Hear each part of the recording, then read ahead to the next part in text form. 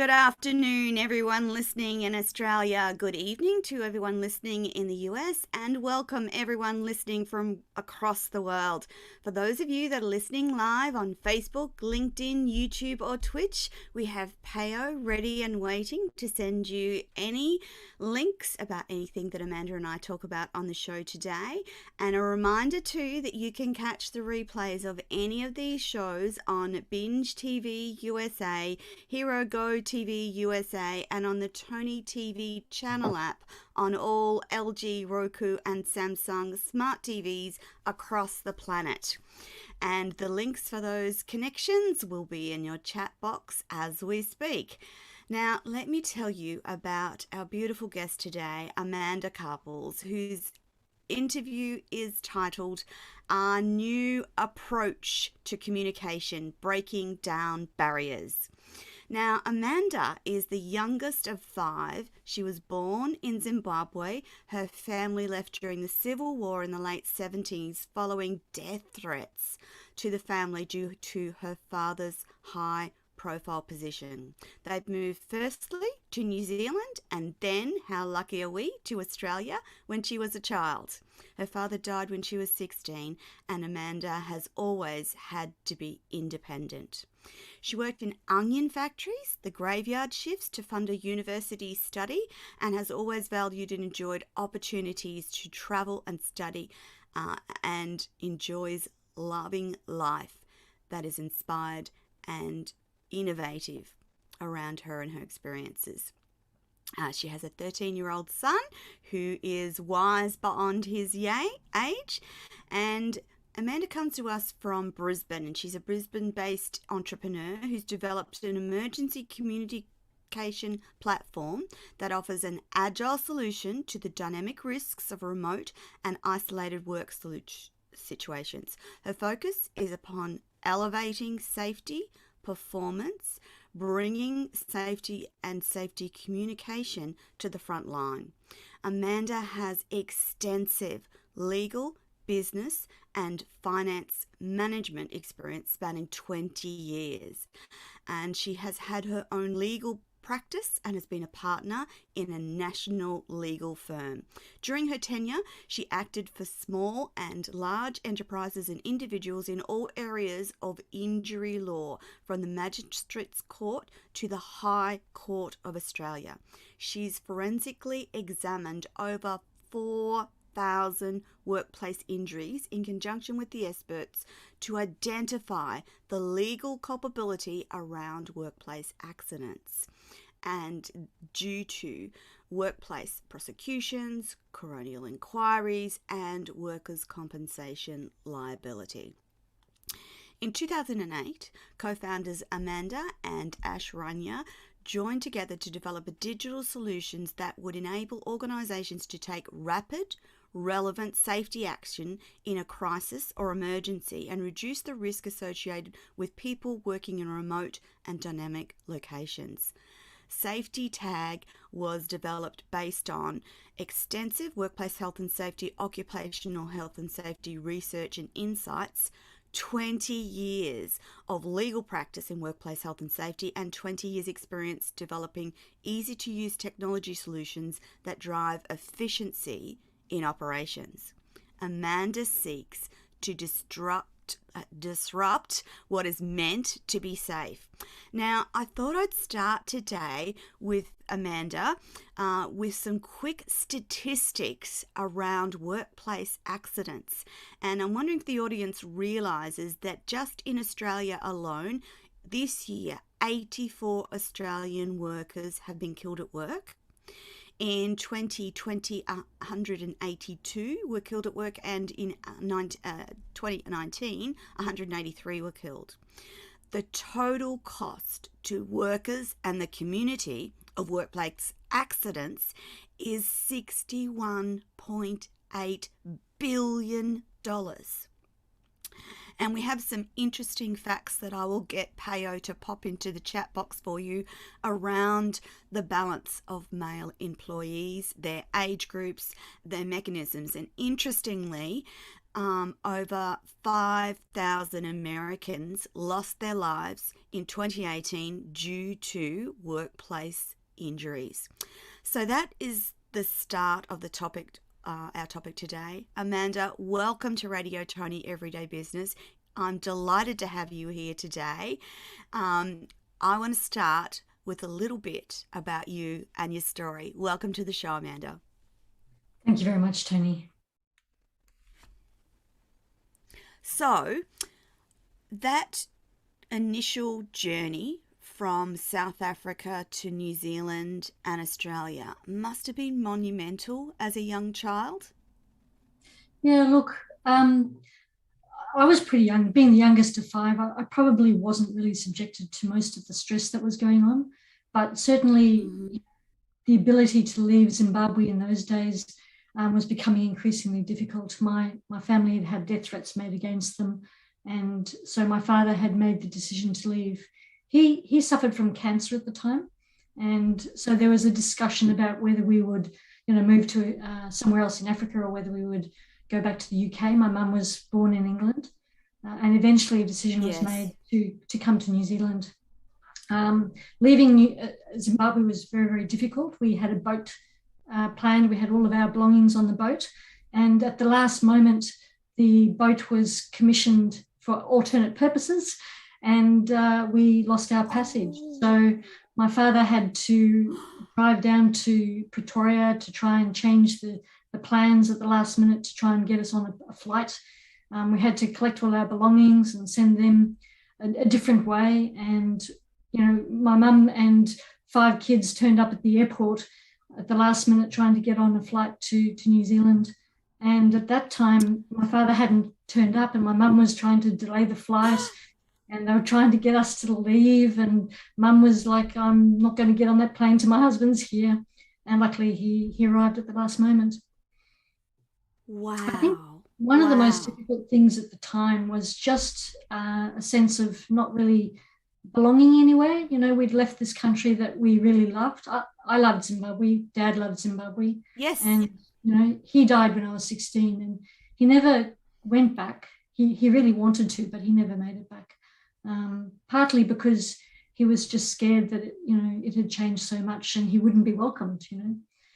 But I went back when I was 16 and I loved that experience. It was really nice to see where it was going, and I felt really optimistic about it. Unfortunately, from that point, which was about 1985, it has taken a bit of a hit, and I'm hoping it will come good in the end. I think it's a beautiful country. Yes.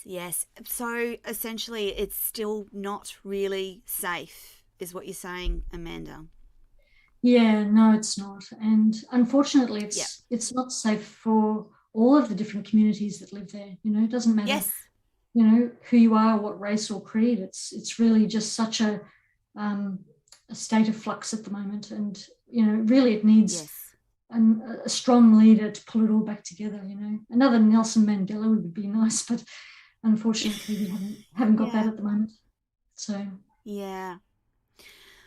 Wow. So you immigrated and moved from New Zealand to Australia, and then there's that lovely little way that you funded university working the graveyard shift. As an ex-nurse, I know all too well what it's like to work the graveyard shift. What drew you to law in the first place? What was it that attracted you? Look, I always had a sense of wanting to do something to help people. And, when you start law, a lot of law students, have that same sense of, wanting to change the world. And I really did share that. And, to begin with, I felt that I was doing great things. People would come in and they would have, private concerns or injuries, and they'd be looking for legal support.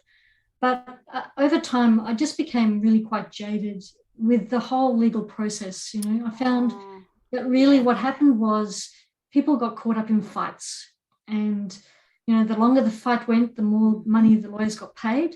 So some lawyers, Costly. want to Yep. settle. But ultimately, at the end of the day, I just felt I was at the wrong side of things, and I wanted to do something that Yes. was more proactive. I wanted to actually be part of the solution of preventing injuries at the front, not just dealing with the aftermath. Some of those coronial inquiries that I did, and Yes. some of the workplace injuries, they were pretty horrific. It's Yes. it's quite challenging as a person to see families go through that type of trauma. And I think, knowing that perhaps we can do something at the other end, it gave me just Definitely. do something different. Yeah, yeah. So I'm guessing, Amanda, that um, besides death, which is a horrible workplace outcome, but there is the whole gamut of trauma and injury between that space between deaths. So there's workplace stress, there's loss of limbs, there's falls, trips, there's a whole range of things that happen in the workplace. And I guess that's kind of triggered you to try and make workplaces safe, safer for the employees. And was that what brought you to the safe tag discovery? Yeah. Look, when you look at workplace injuries, you tend to find that what's happening is there's a breakdown, and it's generally a breakdown in communication. Yes. Yeah. People don't want to be injured. People don't deliberately do the wrong thing in the No. workplace, not as a whole anyway. And businesses, uh, there's a couple of stories where people would deliberately give themselves a nick to get a couple of stitches so they could go and play golf over the weekend, or those sorts Oh of stories. my goodness. But on the whole, people don't really want to be injured, and businesses, Yeah. they don't want their staff injured either, because they No. care about There's their all that staff, paperwork. and it affects productivity, and it affects their Yeah. reputation. So what I found is that there was really just a breakdown in communication being stuck in the different workplace silos of human resources and pay and Yes. HR and workplace health and safety and operations, and it gets completely isolated and just disconnected. And so when I started doing some research about this, I found that, really a huge proportion of errors, not even just workplace health and safety errors, but errors, 71% occur because of the breakdown in communication. And so I really saw that as, a Wow. really key way to try and turn things around in the area of workplace health and safety. Yeah. So, having become very frustrated with law, I decided to try and do something in the tech space. Yeah. Amanda, when we're talking about communication, is that communication to get help? Is that communication back to head office or a manager or a supervisor? Or is that communication around the whole incident, the way that we document it, the way that we talk about it? Is that what you're talking Yeah, about? look, to be honest, it's all of that. Um, when Yes. when I talk to workplace health and safety experts, so I gave a talk at the Australian Institute recently, and I talked about situation awareness. Um, Situation Yes. awareness is about knowing what's going on in the moment. And when you look at situation awareness, if you're a firefighter, then you've probably got a team around you to help keep you on task. If you're climbing Uh a huh. huge ladder, you've got somebody holding the bottom of the ladder, talking to you, making sure that you're not getting fatigued. They're giving you that support to make sure that you stay on task and you're not going to get injured. It's that Yep. type of communication that really we need more broadly across workplaces, and particularly when it comes to safety. And we don't do it because unless you're in a really, really high risk, what we call them a VORCA type arrangement, then we tend to Uh save huh. costs. And so we tend to just assume that communication will happen, but it doesn't. It's very ad hoc, and Yeah. it really depends Yeah. on the strength of the leaders in the organization being able to pass relevant information to the relevant people at the right time. Yeah. So what we did is we started a tech solution that's designed around communication. So we looked at, how do we pass information from people at the front line up to managers, and how do they get information back down to the front line to help guide their teams in real time. And that's really the essence of situational awareness, is making sure that people have got that information to stay safe. Amanda, Safe Tag is an app for mobile phones, isn't it? Yeah, look, it's an app on a dashboard. So it's an app on your phone, and managers have a dashboard to manage the communications and the team around those communications. So it is actually readily accessible for everyone in an organisation, isn't it? Look, the thing is, it's about providing safety resources, first aid notes, protocols about staying safe, where to evacuate if there's been an incident. But it's also about sharing in real time, what the nature of the incident is, how severe it is, what you can see around you to help the first responders. It's got an ability. For example, people, when we talk about working remotely, 2 years ago, you would assume I'm talking about people who are maintaining sites on the top of mountains, whereas today, 70% of us spend time working alone, in your home, even in coffee shops and in, other people's homes in the community. So really the workplace structure has changed so much, and being able to communicate in those really, really dynamic environments is really, really important, So being able to share information from where you are, take a photograph and say, look, this is what's happened, what do you want me to do? And then have a manager say, this is how we want you to respond. But also being able to warn other people to stay clear because there's been an incident, sharing that information in the moment. Have you got an example of a workplace injury that or event that you can share with the audience to demonstrate how wonderful SafeTag is? Yeah, look, a couple. I'll take one which is probably from community health, because some of our customers are sort of carers and they go into people's homes.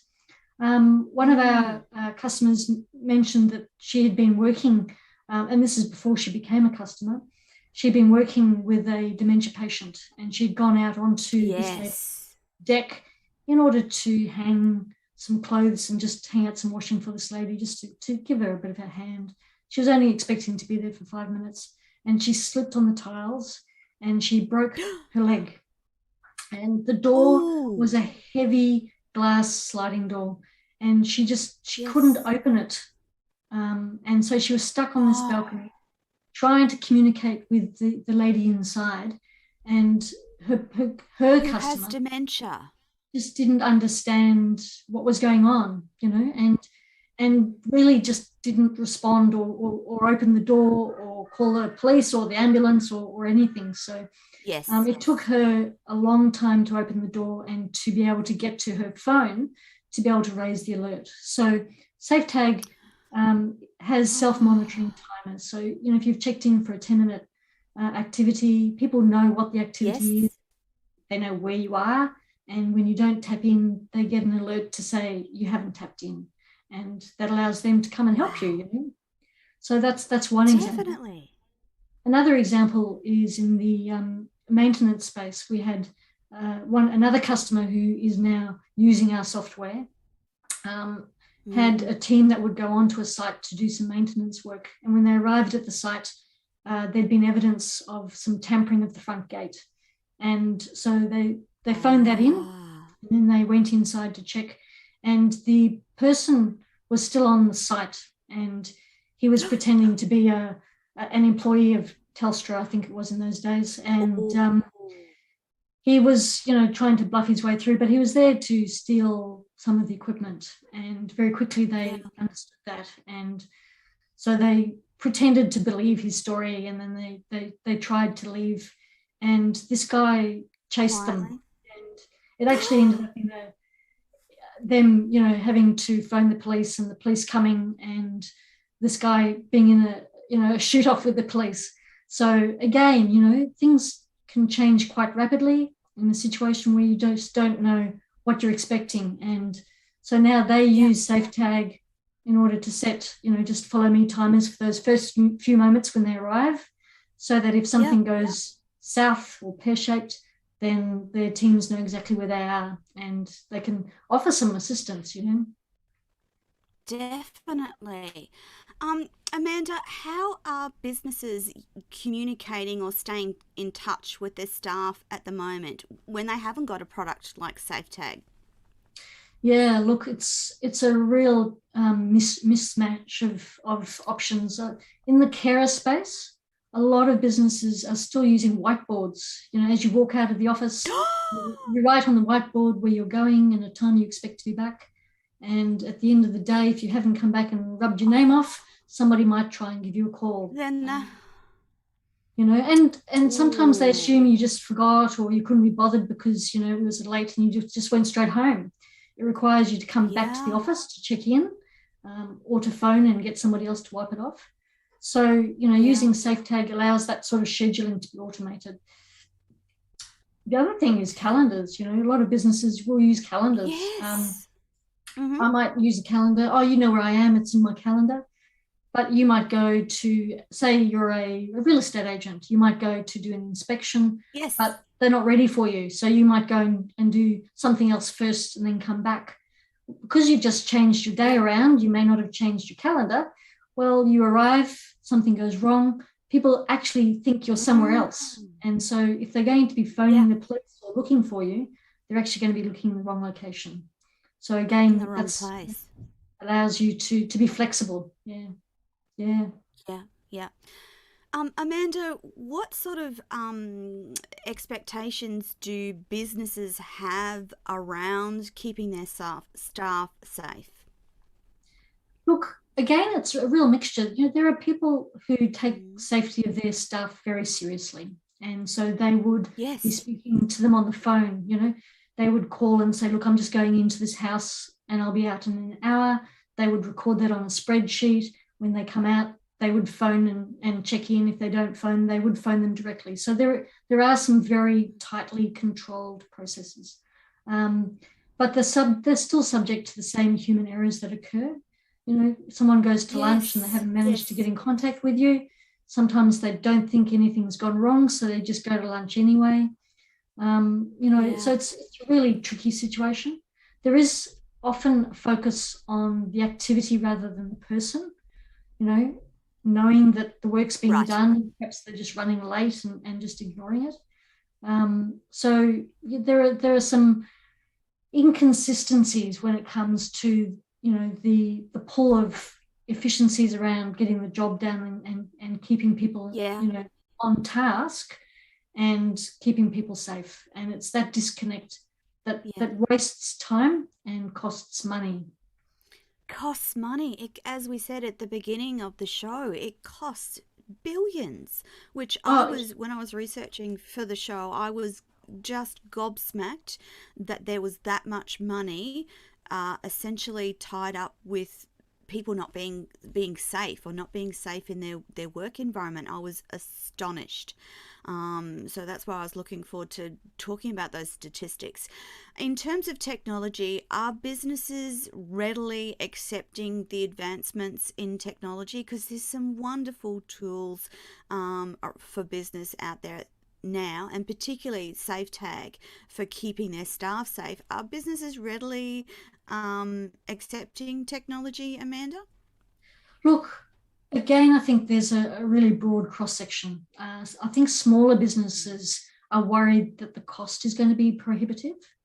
What they Ah, need to understand, though, is that technology is actually allowing them to use a process or a tool that previously they couldn't afford, because yes. technology is allowing the cost of that communication process to really come down. People using SafeTag, the cost is literally a few dollars a week to, Yes. $50 a month, so it's not a huge amount. Yeah. So when it comes to these sorts of processes, it is time for businesses to start looking because, sounding a fire alarm, while the technology around fire alarms has become increasingly expert, it's 100 years Yes. old and no one's updated the process. Yes. It's crazy that if there's a fire, you don't even know whether there is a fire. The alarm goes off. How many people sit at their desk and say, I'll wait and see Yes. if this is just a training exercise? Um, Absolutely. Or if it's they're just testing the fire alarms. exactly. So, being told this is not a training exercise that extra few minutes will save lives. Mm, And also being told definitely. that the fire's at a particular location. So if you're going to evacuate, use a different set of stairs or something as granular as Mm, that really becomes important. mm. So, I think technology is there. People who do know it's there are starting to adopt it. But most businesses, they're just looking for a really quick fix. I've seen quite a few businesses using panic Yes. buttons, and whilst they're great, Yes. they're just one tool. And if you look at your phone, I mean, I've got over 100 apps on my phone at the moment, and so Same. if I've got an app for a check-in and an app for a panic button, then it's not going to cut it. It's just chat groups. Yeah. People talk about using chat groups for safety communication.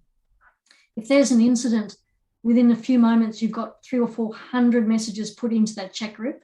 So how do you know what is Yes. actually trusted Which is and urgent. Yeah. what you should follow? How do you know? And it becomes this mess, and it just causes even more Yeah. confusion. So Yeah. people are starting to use technology, but I think they're trying to use the wrong technology. Yeah, that was my next question. With the current clients you have that use Safety Tag, how is it playing out for their staff? Do they think it's good? Do they feel safer? Is it easy to use? What's been the feedback, Amanda? Yeah, look, the last business we onboarded said that they had no pushback from their staff at all. So we were really pleased about that. Oh, Um, I wow. think we're seeing a shift generally in people's attitude to safety. I know when I first started Mm, speaking to people, 2 years ago, and I used to say to them, look, this is designed to keep your staff safe. People used to say to me, we don't want to be tracked. We don't want you to know what we're doing. So we were very careful in the early days to make sure that we don't track and we are protecting people's uh-huh. privacy. There are Yes. lots of tools out there that do track 24/7, and people don't like to be followed. They turn off their location settings. They even turn off their Yes. phone, take out the battery sometimes, Yes. because they're so worried.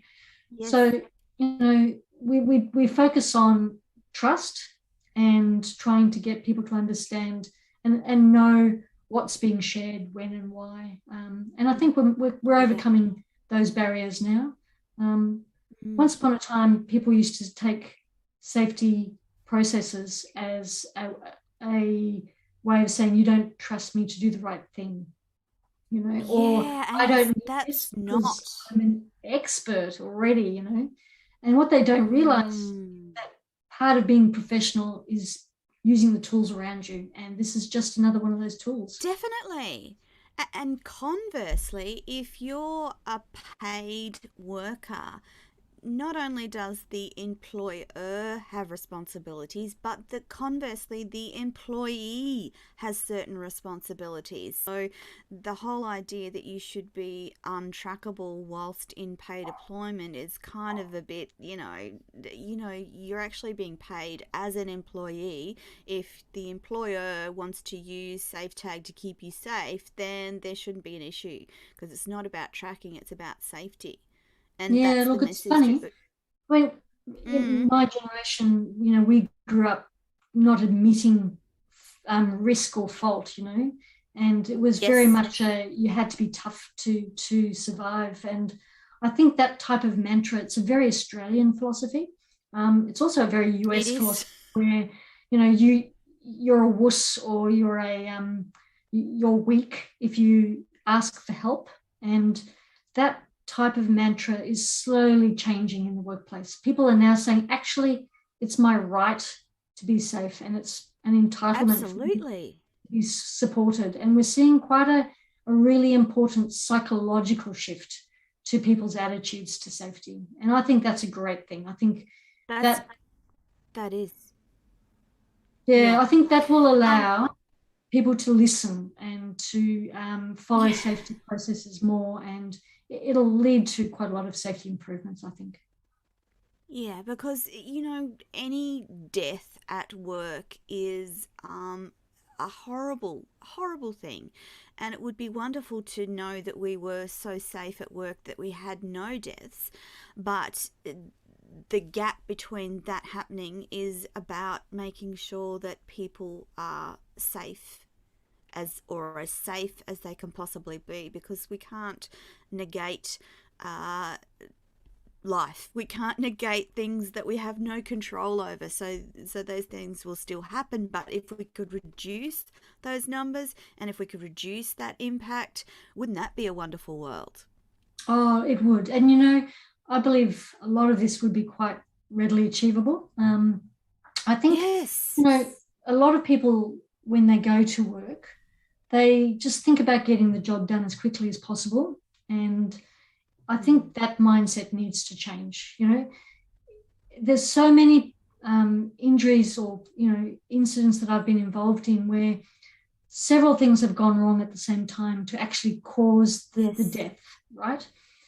The radio's not worked, the machinery is faulty, the person working it hasn't been trained properly, and it all comes together at that really one critical moment that One where somebody point. does something silly and suddenly they're trapped in the machinery and they're dead. And up until Mm. that point, if you asked any one person about the workplace, they would go, it's fine, don't worry about it. You're just annoying me or taking up my time. But if you ask them afterwards, they would all be saying, why didn't you force us to do this? Or why did you let this get to the point where somebody was killed? And it's that dichotomy Yes. that's really quite difficult to navigate as an employer, trying to get staff to allow them to introduce safety processes. Mm. But also, families who are caught up by it, knowing that their staff Yes. member is going into somebody's house and staying overnight without any processes to keep them safe, not knowing who's Yes. there, whether they're affected by drugs or alcohol or illness. These are things that families have got a right to be involved in. And one thing we've done with SafeTag is we've actually allowed individuals to have private safety contacts as well as work contacts. So we're trying to bridge, Right. that workplace obligation with the ability to keep your family comforted as well. That was actually one of my questions, because whilst we're focused on an employment setting within companies and businesses, I'm assuming that this actually has potential to work in other situations. So perhaps mum is suffering from a bit of dementia, or perhaps a bit unstable with walking around. I'm guessing that you could adapt SafeTag to those situations as well. It's not just for businesses. Oh, absolutely. And we had, when we very first started, I had a person contact me and say, look, I've had a stroke and I'm using SafeTag Yes. because my family are just really, really paranoid about my safety. Comforted. And they won't let me Mm. out of the house without me telling them exactly where I'm going and how long I'm going to be and what I'm doing. And now I can use SafeTag with my levels set to a certain arrangement. So I'm not telling them anything Mm-hmm. about what I'm doing. But if I don't tap in, Yes. then the message about what I'm doing is stored there and it will be shared with them along with my GPS. And they can Yes. see that I've gone shopping or that I've gone down to the local restaurant, and they get the GPS and they can then come to where I am and check on me or phone the Yeah. ambulance. Yeah, absolutely. But Amazing. also, but also groups, community groups, Mm. volunteers. Yes. If you deal with large numbers of people, Search parties. search parties, Search parties, for SES, instance. absolutely. Yes. You're dealing with people who are giving their time to try and help out. And unfortunately, sometimes they get injured too. And, Yeah. knowing where they are and being able to give them that support, that's also really, really important, If It there's a definitely is. there's a workplace death, and we're not even talking about it being a worker who dies, if there's a workplace death, if you're in control of that workplace, then it is Mm. likely that you will go to jail. That is where we are today. And Oh, so wow. it's Okay. really important now from a business perspective, if you're managing volunteers and multiple teams, that you actually take this risk seriously and you start to put into place some sort Mm. of measure so that you can to monitor and offer assistance, so people can raise the alert so that they can complete Yeah. a roll call or they can do something to let you know that they need your help. Yeah. Amanda, so the app goes on your phone and you have to use the phone to tap in. So that effectively means that you need to have your phone with you or close to your person at all times. Is that correct? Well, yes, you do need data and you need to be able to tap in at the right time. But Yeah. we've got, for example, quite a lot of community support workers up on the north coast of Queensland where data is very Mm-hmm. patchy, and they Yes. would, unfortunately, so they Yeah. would set a timer to say that I'm driving from A to B, and when they get to the second location, they're expecting to have data. Now, if they don't arrive, Mm. even if they don't have data to tap in or to raise the alert will be raised because it's the failure to tap in Yes. that They raises the haven't alert. tapped in. I haven't tapped in, and it's That cloud-based was, messaging. So they still get the message yeah, that about was what your activity is and where you're going. That was my question, thinking about some of the remote places across Australia and indeed many other countries across the road, across the world. How does Safe Tag manage in those scenarios? Or is there pretty much we'll be able to get data or connection somewhere? Look, I think the number of places where there is no data are very small. Good. They tend to be temporary. We do have Mm-hmm. an Go version of SafeTag, which is designed for really, really, really remote work. Um, Yes. but we've actually taken it offline at the moment just because people weren't using it, and because Right. the cost of the Iridium Go device suddenly is so expensive. So we Yeah. found that people were more than comfortable knowing that they're traveling from A to B. If they don't check in, the alert will still be raised on their behalf. Um, Yeah. Yeah. but SafeTag can be used with satellite phones if you need as well. Okay. Which is good to know. I just wanted to quickly ask you about your legal practice, and I just wanted you to reflect on how the legal part of keeping workers safe has changed in the last few years. So, before you mentioned about the obligation of the employer, and if there's a death of an employee, then that business manager, whoever it is likely to go to jail. What else has changed in the intervening time since when you first started and what we have now? Yeah, look, when I first started, safety really was just an afterthought. It was really about Yes. having a document that says you've trained somebody and Mm-hmm. that you've given them a safe place to work. Today, in Queensland, for example, with manslaughter laws, and that's Australia wide now, actually. Yes. There's an increased obligation on the owner of the business and the very senior executive to actually understand what are the risks in their workplace. And they then have Mm. to allocate appropriate resources in order to be able to manage and control those risks. And it's in the Yeah. last 5 years.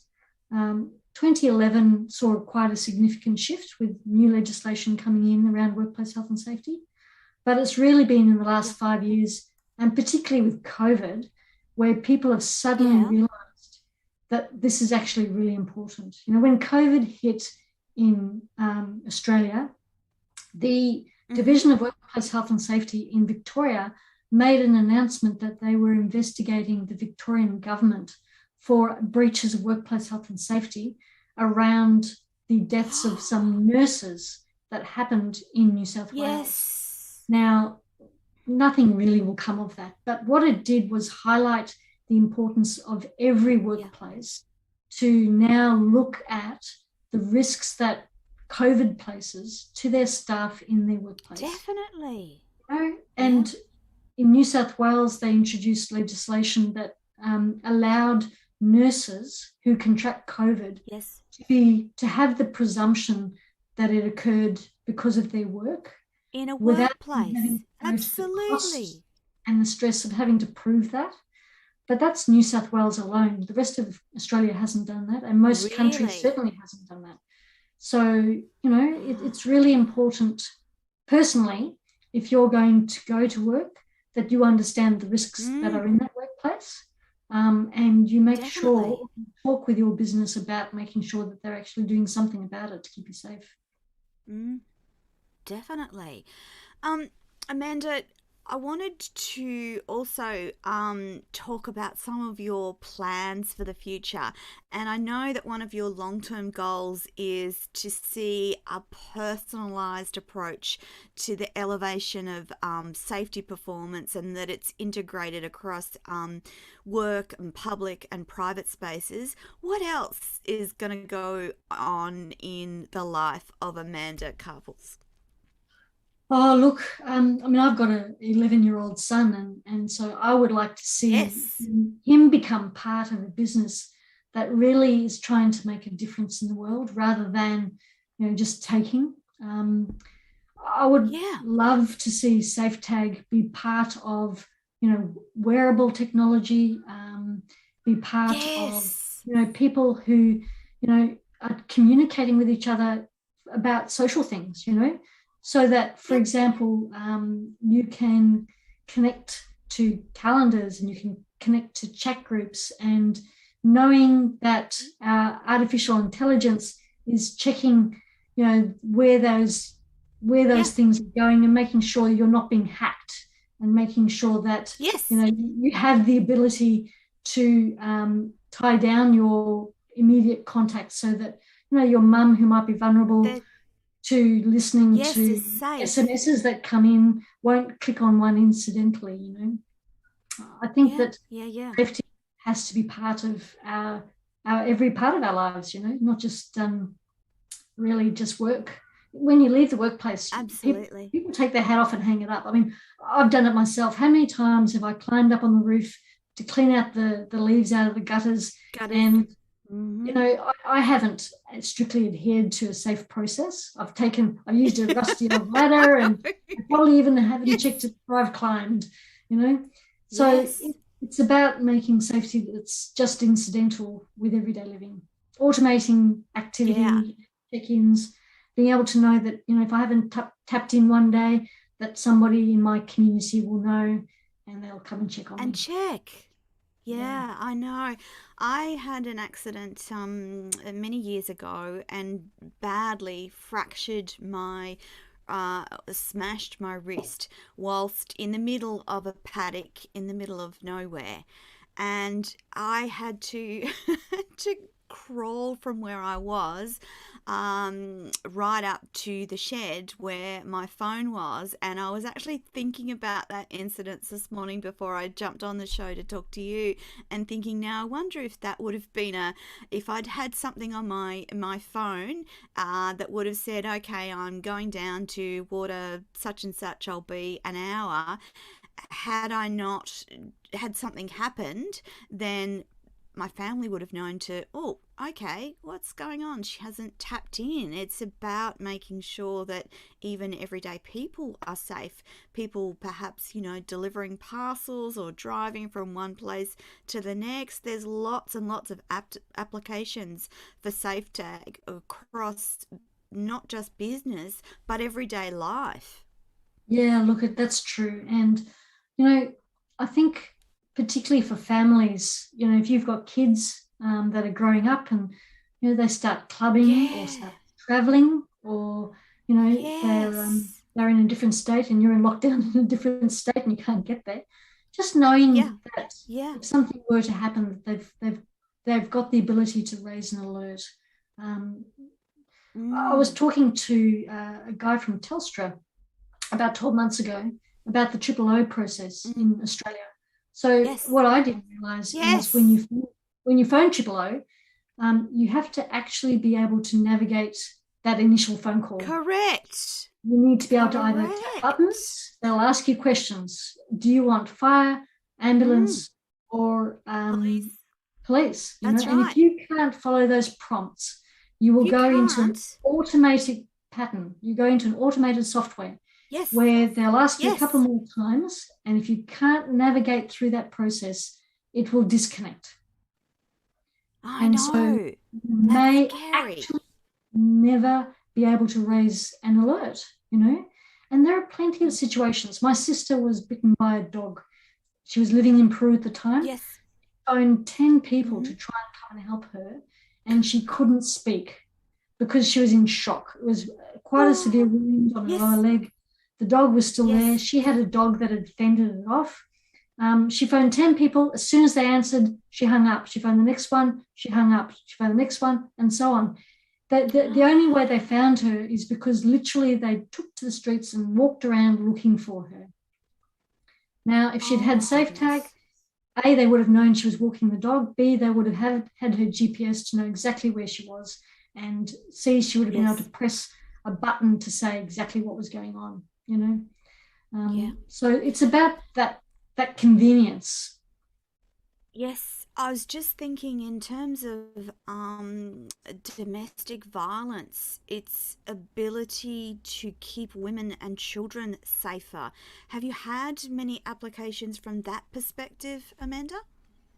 Yeah, look, a lot of our social caring support staff are people that work Mm. with families who are at risk of family domestic violence. Yes, Um, so they would be taking people to court, for example, or they would be going into people's yes, homes to check on them because they may have a yes, disability as well as be at risk. There are lots of situations in that sort of employment arrangement, and certainly SafeTag is being used there already to great effect. As for a person fantastic. who's at risk, being able to use SafeTag, absolutely they could. If they were really at Yes, high risk and if they were still living with their partner, then SafeTag may not be the appropriate tool because it is a safety communication software and it looks like a safety communication software. But if they've left yes. and they are living elsewhere and they're trying to reestablish their lives, then SafeTag is absolutely an excellent idea because it's not Mm. tracking them. So if their partner were to hack No, into their account, they're not going to have any they GPS can't see. data. But also it allows them to have any number of contacts who can either be near or far with whatever messaging and agreed process you would like them to follow. If you get a failure to tap in, phone the police or phone me or come and check on Yes. my house or whatever you want them to do. Absolutely. Amazing, Amanda. Amazing. I love technology. I love the convenience it brings, the safety it brings, and just have a love of technology. And Safety Tag ticks all of those boxes. Now, you have a special offer for the listeners today. Can you tell us about that? Yeah, look, basically we are running some tests of our de-identified data so that we can learn about safety Mm. behaviors. And we're trying to Yes. develop an AI and deep learning around that. And so we're Yep. looking for businesses or people with small teams who would be interested to take a trial of SafeTag so that we Yes. can work with them about what learnings they get from our reporting, with a view to then taking on some of those learnings The to help develop our AI side of our things. AI. So Oh, yes, please that's look, if you're interested to exciting. partner with us, get in touch. We're offering you the first 100 people to contact me or businesses to contact me. We're offering you a free intro into SafeTag, and we're offering you the first 6 months free use. And then after that, if you like our product, just keep using it. But during that Yeah. time, we may send some surveys out just to get some information from you. So if anyone's interested, please get in contact with us. If you think And you've got a good case and you can't afford us, get in contact with us anyway. I'd be delighted to absolutely. give you an intro into SafeTag. Absolutely, Amanda. I think that that is a phenomenal way to test SafeTag in a pretty risk-free way, and definitely will encourage you to connect with Amanda. All the details will be in the chat box, and also attached to any of these interviews, you will see the links to Amanda's app and how to connect with Amanda. And please reach out, ask any questions that you can.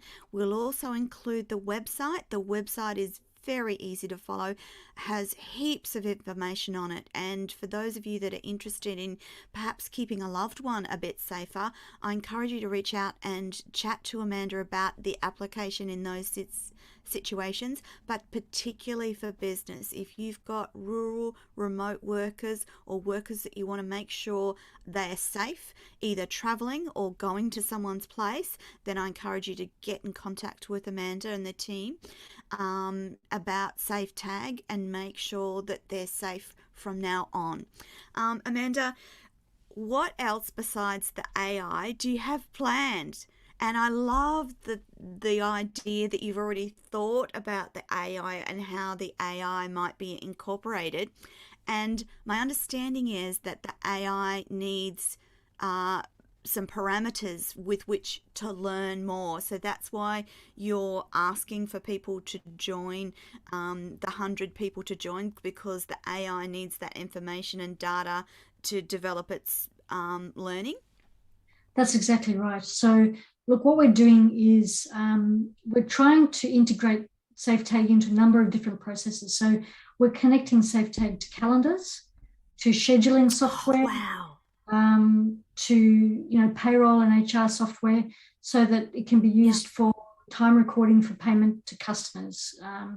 It Uh can be huh. used for if you walk out the door, you can have someone can put something into your calendar and it can pop up and you just accept and off you go. So we're trying to make it really, really incidental to the Fantastic. kind of activity that you Yeah. might be doing. But we're also looking to develop the learnings about safety behaviours. So the problem with safety Mm-hmm. behaviours is there's a real risk that people misinterpret the information. Um, there's a Right. there's a there's a there's a whole lot of learning around the psychology of safety and how we receive Yes. information, Yes. we do with it, and all of that. And I've got a psychology degree, and part of my interest there into the future will be to keep working on that side of things, so that the more Mm. diverse data sets we get, being able to integrate them so that we can give people insights into their own safety related behaviors and give them Yeah. probabilities about the outcomes that can occur. So Yeah. we've got some really exciting things on the horizon, and we're Oh, really wow. we're working with at the moment in Australia, but we're looking to launch into the US in the next 12 months, and Yes. Canada, and hopefully Japan as well. So, if anyone's got any interest from the US or Canada or Japan, please get in contact. Absolutely. I was just going to say, we've got a big audience in America, Canada, and also in Europe. So I'll be making sure that your links are placed on all the interviews as they go out. Amanda, we are just about out of time. What a fascinating conversation to have. I love your diverse background in law and psychology and workplace accident. And it just occurred to me that if the AI was able to recognize the very human differences in reactions to trauma and accidents. So for some people, it's a freeze and they can't do anything. For other people, it's a run and don't stop running. And there's a whole myriad of behaviors, human behaviors, that go with keeping people safe. So I'll be excitedly watching what happens in the future for SafeTag. Amanda, thank you for being on Radio Toni Everyday Business today. My pleasure. Thank you for having me. And audience, that's your lot for this week. But don't forget, jump online, connect with Amanda, and check out SafeTag today. If you're any of the varied applications that we've talked about today, this is a life-changing product for both businesses and individuals. And I'm really delighted that we were able to get Amanda on the show today. That's your lot. We'll be back next week. Amanda Karpeles, thank you so much. Bye for Thank now. you.